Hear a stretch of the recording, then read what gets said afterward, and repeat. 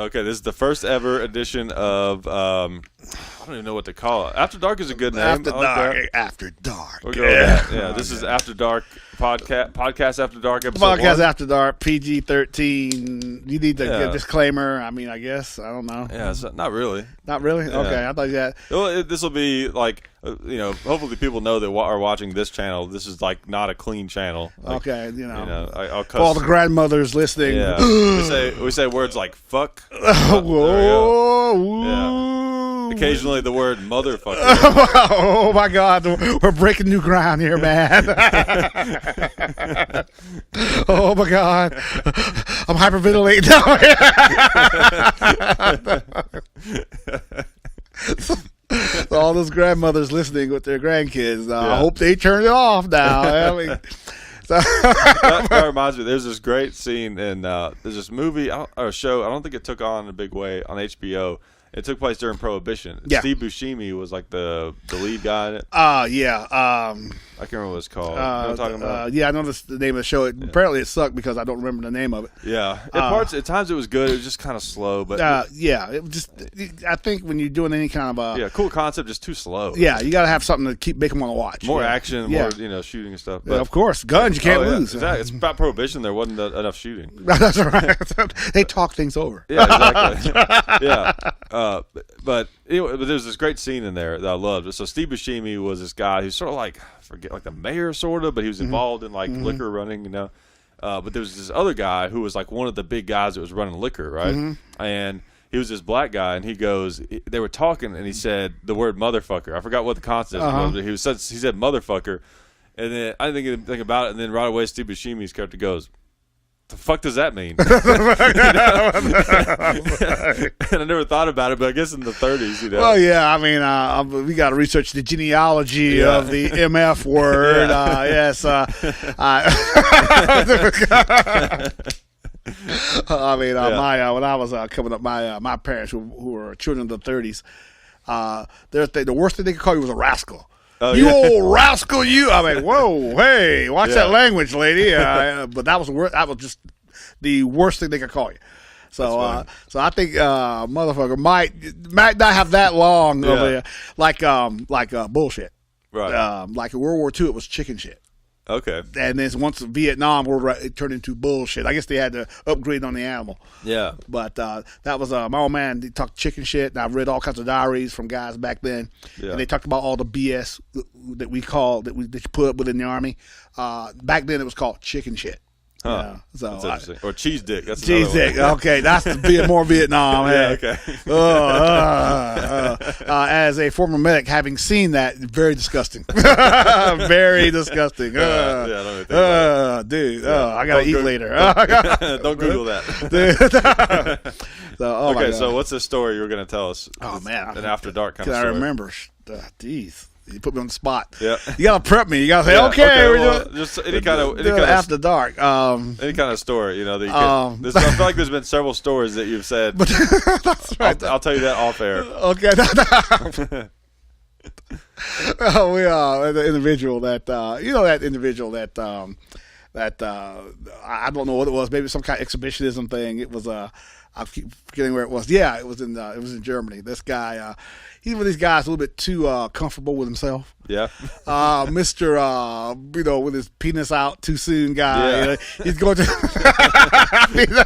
yeah, that penis out too soon. Guy. I mean, yeah, there's a strict time frame that your members should be out. Even when you go to the bathroom, okay. I mean, like the urinal's there.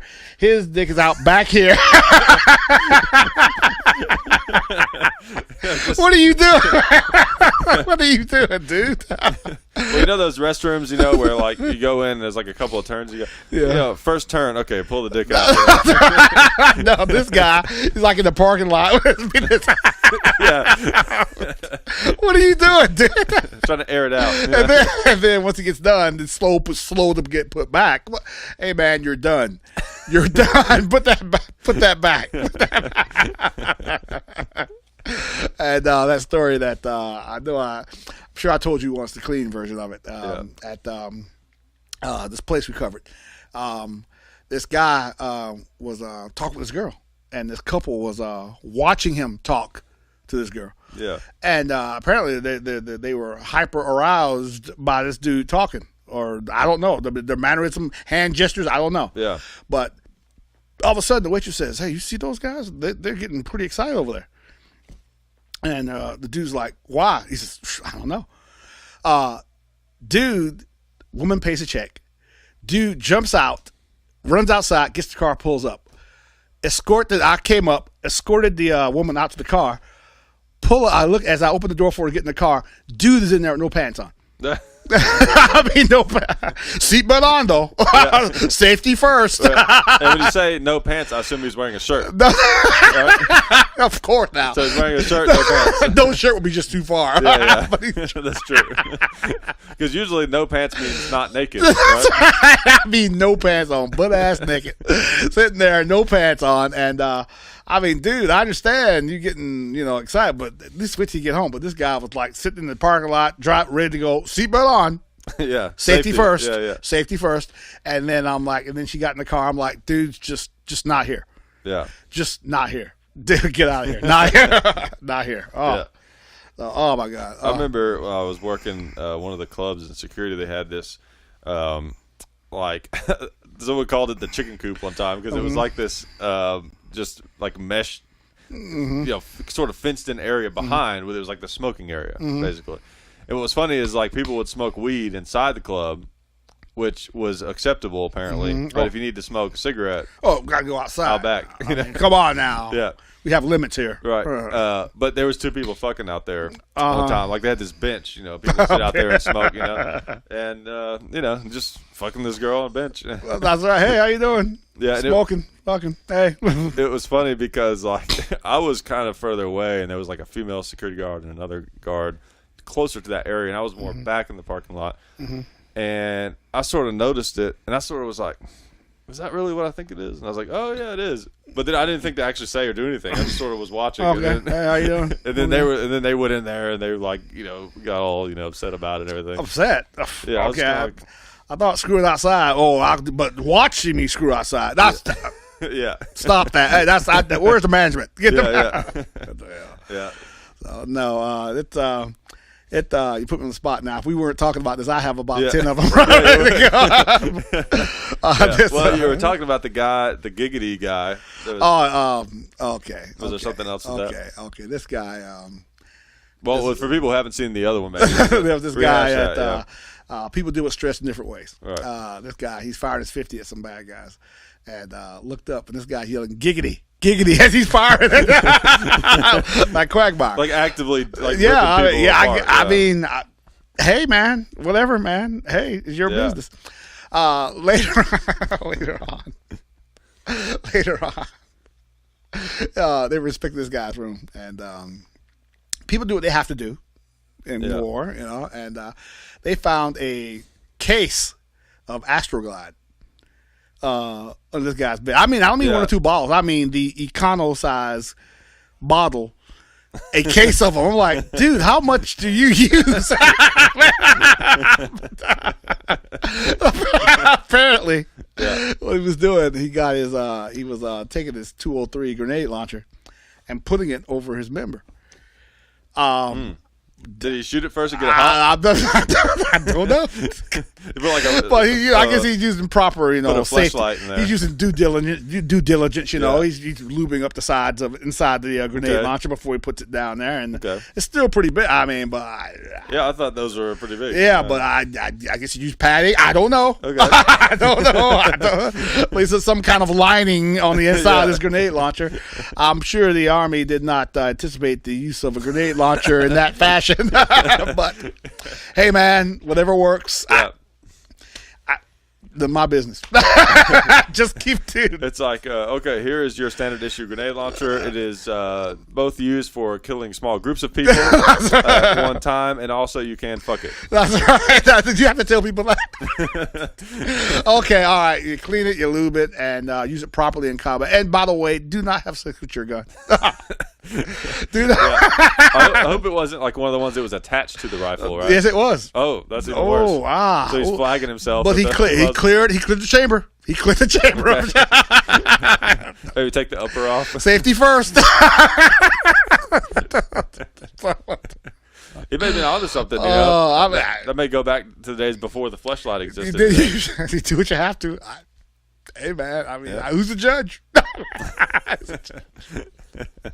Oh my God. Oh.